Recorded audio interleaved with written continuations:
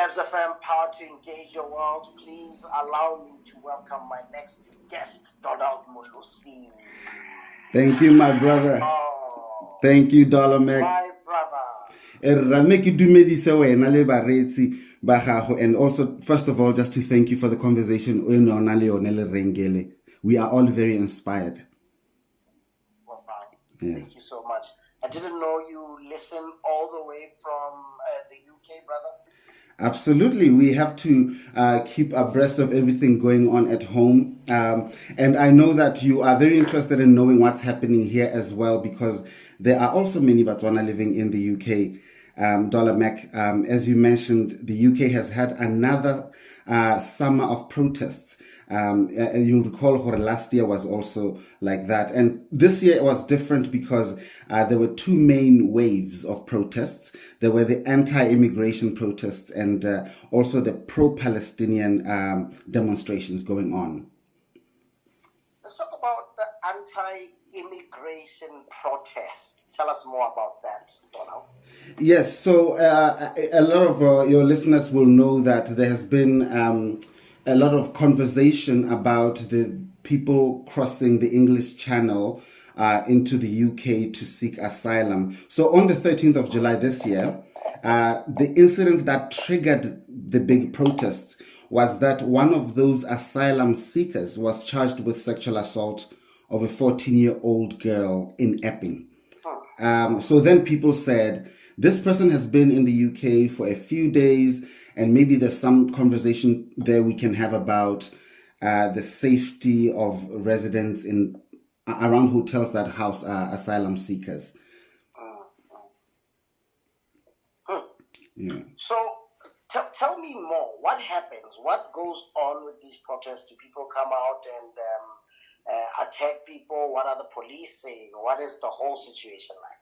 Yes, so the fact that these protests this year are in two waves, the anti-immigration one and the pro-Palestinian one, means that they sort of cross-pollinate each other. Obviously, there's overlap between them. What happens is that there's picketing at hotels.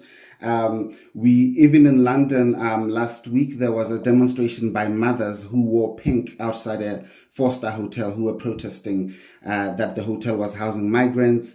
There are road blockades and police have to pull people from the road who are protesting. And that all just throws the summer in sort of uncertainty, because you never know when the next protest, where it will erupt, right? So what really goes on? Can you please paint a picture? Do they have those blackboards? Yes. Do they harass the immigrants and stuff like that? Yes, so there are different groups that are protesting.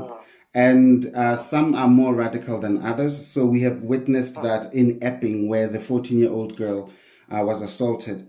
That's actually in Essex, where I am right now.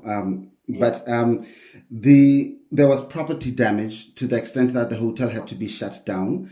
And we also saw that in August, so earlier this month, there were 365 protesters who were arrested in front of Parliament Square.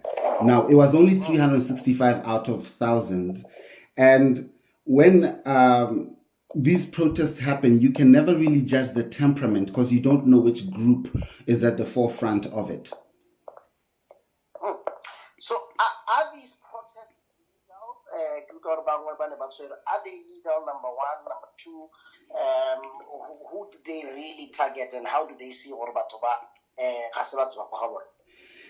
There has been sustained public debate, Dollar, about that, because every protest where someone says someone is anti-immigrant, there will be a counter-protest.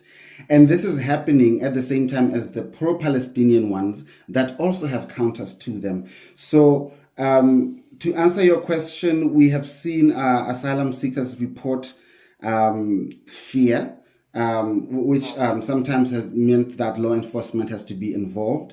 And also significantly, we saw the protests that were pro-Palestinian, a group called Palestine Action was banned just last month, being called a terrorist group by the UK government under the Terrorist Act. So as I answer your question, we are realizing that there's a threat of terror-linked charges for expressing support for certain groups that some people may feel. Where are these immigrants from? Do you know which countries are affected? I know we've got some Botswana. Yes. Some time ago. Could we have some of our Botswana affected by it? We do. I'm not in any way working for the High Commission, so I don't have the exact details. But I know that when we just watch on YouTube, I think there's a video I shared with you, and they are going around hotels, and there are Botswana there who are also saying, we are in hotels, we're from Botswana, and we need help. I can't speak too much about that situation, but what I can say is that most of the immigrants are coming across the English Channel. So they've gone through maybe 4, 5, 6 countries before they actually get to cross the channel. And most countries, Iran, Syria, Afghanistan, many countries like that. But really, it's very diverse. It's a very diverse group of people because, they meet at different camps in different parts of Europe. So it's a mixture. Tell us about the pro-Palestine demonstrations, Donald. Yes, we have been having, pro-Palestine demonstrations ourselves in Gaborone. Just this past weekend, I think Ditshwanelo had one. We obviously in Botswana enjoy that liberty to do that without too much violence being risked. But it's different here where, like I said, Palestine Action, which is a big group that advocates for the rights of Palestinians, has been called a terrorist group. And so that has really inflamed a lot of the passions. That has also, begun conversations about immigrations in a way that hasn't been comfortable for people on either side. There hasn't been a moment to sit around the table. It's all been protests with other people feeling unsafe. But now what we see is that people are scared to express their support for banned groups such as Palestine Action. This is quite scary. 140, we're conversating with Donald Molosi. He's an actor and writer and an activist. Speaking to him live from Sussex in the United Kingdom. What's the mood like there, though? What are people saying? Those that are not even Modi protesting, are they scared or they are for the protest? Most people are carrying on with their lives as normal. I am. Most people are. And I suppose, we are all uncertain about what will happen next, and even the protests that we know are scheduled. For example, September 13th, 500,000 people are expected to be outside the Houses of Parliament. That's I think unprecedented. And these are mostly people who are sympathetic to the far right, to figures like Tommy Robinson. So, of course, everyone is on edge, sort of waiting to see how it will go. Because as much as they will have 500,000 people coming on one side, there will be counter-protests of probably just as many people. Well, thank you so much for taking time and talking to us. What are you up to? I am reading and editing something that I'm writing. So hopefully I'll be able to share it soon. All right. I thought you were going to give us some breaking news to say, listen, this is what I'm currently working on, and you can expect it. No, it's just old scripts. Yeah, I'm just editing old scripts. But yeah, thank you so much, my brother, for this important update. Thank you so much for talking to us. How do we also get to support your work and follow you on different platforms, Donald? I'm executive producer at Kettle Post Films, which is across all social media, Kettle Post Films.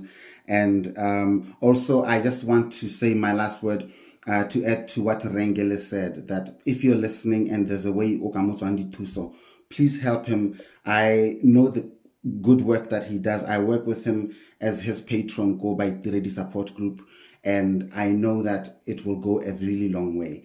I was born in 1985, the year that Botswana got its first case of HIV report. So I'm part of the children who we didn't know if they were going to live going forward until Renali PMTCT in the 2000s. So Rale Bohatota from the bottom of our hearts. Thank you so much. Continue. Yeah, thank you. Great having a conversation with you. We'll catch up with you soon. Thank you, sir. Gabz FM is committed. Thank you, brother. Thank you. Thank you. I enjoyed that very much. That was a very nice one. Me too. Yeah, ciao, ciao. We'll talk soon. Thanks, brother. Ciao, ciao.